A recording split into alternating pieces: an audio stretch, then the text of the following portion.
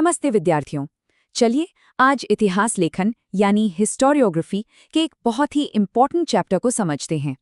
एक बात शुरू में ही साफ कर दे, class 10th Maharashtra board exam के लिए ये टॉपिक बहुत ज़रूरी है और मेरा विश्वास है कि इस डिस्कशन के एंड तक हम सब इन कॉन्सेप्ट्स को ना सिर्फ अच्छी तरह समझेंगे बल्कि एग्जाम में बिल्कुल सही आंसर्स लिखने के लिए भी तैयार हो जाएंगे। तो आगे बढ़ने से पहले एक नज़र डाल लेते हैं कि आज हम क्या क्या कवर करने वाले हैं।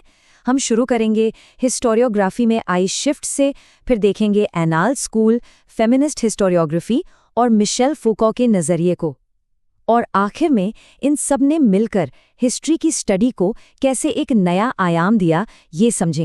तो चलिए शुरू करते हैं हमारे पहले टॉपिक से, इतिहास लेखन में बदलाव। इसे समझने का एक बहुत अच्छा तरीका है एक एनालॉजी से, जिसे हम कहते हैं शिखर से आधार तक, यानी from the peak to the base. देखिए, पहले जो हिस्ट्री लिखी जाती थी ना, उसका पूरा फोकस शिखर पर होता था, मतलब राजा महाराजा, उनकी लड़ाइयाँ, उनके नेता। लेकिन जो मॉडर्न हिस्टोरियोग्राफी है उसने अपना फोकस आधार पर शिफ्ट कर दिया है, यानी अब इतिहास का सेंटर पॉइंट आम लोग हैं। वहाँ का मौसम कैसा था, खेती-बाड़ी कैसे होती थी और यहाँ तक कि औरतों की क्या भूमिका थी। ओके, तो अब आते हैं हमारे अगले टॉपिक पर, एनल स्कूल। ये 20वीं सदी में फ्रांस से शुरू हुई एक ऐसी सोच थी जिसने, कह सकते हैं, हिस्ट्री लिखने का तरीका ही बदल दिया, और इसी ने जन्म दिया टोटल हिस्ट्री के कॉन्सेप्ट को। तो सवाल उठता है कि ये टोटल हिस्ट्री है क्या? देखिए, इसका सिंपल सा मतलब है कि किसी भी टाइम पीरियड को समझने के लिए सिर्फ पॉलिटिक्स को पढ़ना काफ़ी नहीं है।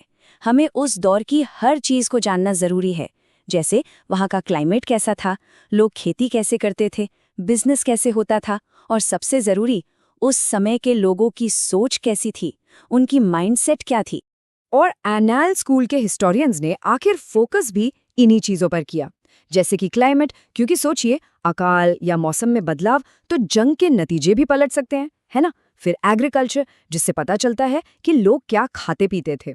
उसके बाद ट्रेड एंड टेक्नोलॉजी, जो सोसाइटी के प्रोग्रेस को दिखाता है। और हाँ, कलेक्टिव साइकोलॉजी, यानी उस दौर के लोगों के कॉमन डर क्या थे, वो किस चीज़ में विश्वास रखते थे। इसको ना एक एग्जाम्पल से समझते हैं। मान लीजिए हम सम्राट अकबर के बारे में पढ़ रहे हैं। एक ट्रेडिशनल हिस्टोरियन क्या पूछेगा? यही ना कि अकबर ने कौन कौन सी लड़ाइयाँ जीती।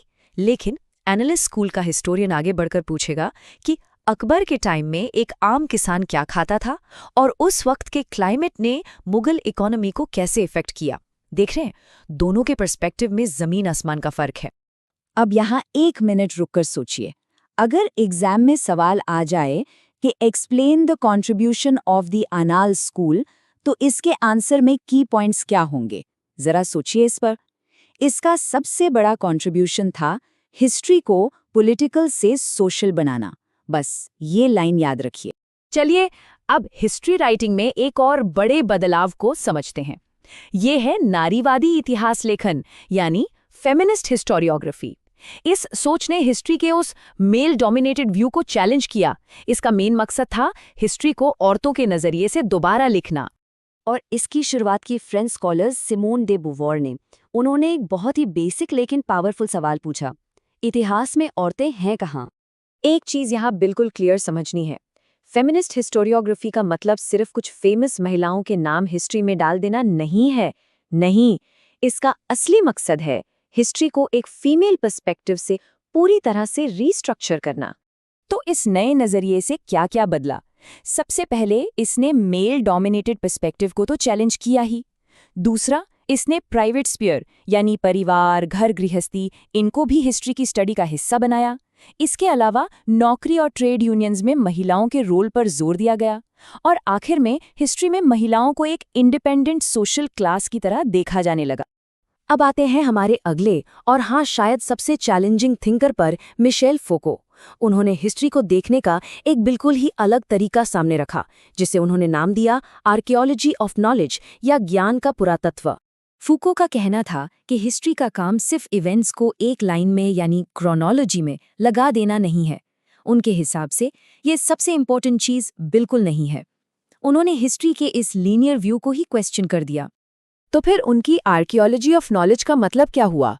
उनके मुताबिक हिस्ट्री का गोल अतीत का कोई अल्टीमेट ट्रूथ या अंतिम सत्य खोजना है ही नहीं, बल्कि हिस्ट्री का काम है अलग अलग दौर में जो ट्रांजिशंस हुए हैं, जो बदलाव आए हैं, उन्हें एक्सप्लेन करना। मतलब फोकस इस बात पर होना चाहिए कि चीज़ें कैसे बदली, ना कि सिर्फ इस पर कि क्या हुआ।